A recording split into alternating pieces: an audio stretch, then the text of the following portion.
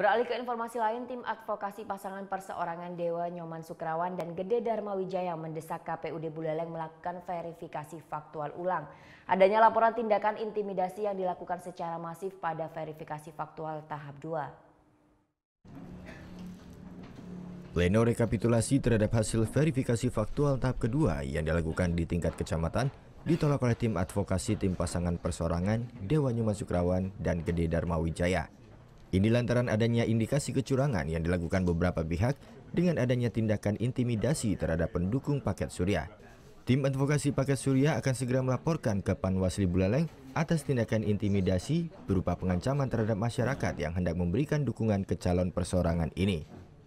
Dalam catatan tim advokasi Surya, ada beberapa daerah di wilayah Kecamatan Buleleng yang banyak mendapatkan intimidasi, diantaranya di Kelurahan Banyuasri. Bahkan di Kelurahan Banjar, Jawa sama sekali tidak bisa dilakukan verifikasi, padahal potensi paket Surya di kelurahan ini mencapai 300 KTP yang memenuhi syarat. Jadi karena banyaknya intimidasi, ancaman, dan tekanan-tekanan dari pihak-pihak tertentu, semua itu sudah kami catat dan segera akan dilaporkan ke Panwas untuk mendapatkan semacam tindakan dan rekomendasi agar dilakukan memberikan kesempatan ulang di beberapa daerah yang memang tidak bisa dilakukan verifikasi karena berbagai ancaman. Atas penolakan penandatanganan hasil verifikasi faktual tahap kedua ini, Ketua KPUD Buleleng meminta tim bakal calon bupati dari perseorangan untuk menempuh jalur sesuai peraturan KPU. Namun pleno rekapitulasi di seluruh kecamatan Kabupaten Buleleng akan terus dilakukan hingga Rabu esok. Hingga saat ini 5 kecamatan telah menyelesaikan pleno rekapitulasi hasil verifikasi faktual tahap kedua.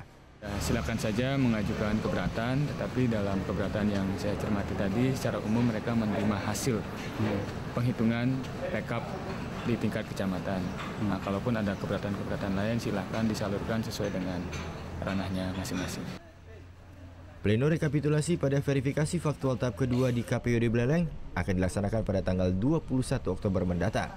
Jika pada verifikasi tahap kedua ini, pasangan perseorangan Dewa Nyoman Sukrawan dan Gede Dharma Wijaya mendapatkan dukungan melebihi 21.500 pemilih, maka paket ini akan dinyatakan lolos pada pencalonan dari perseorangan karena sebelumnya paket Surya telah memiliki dukungan yang sah pada verifikasi tahap pertama mencapai 18.000 lebih.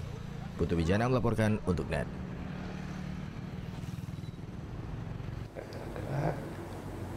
Oke, sekarang ucap. Udah selesai kan nontonnya? Nah, jadi jangan lupa buat like, komen, dan subscribe ya.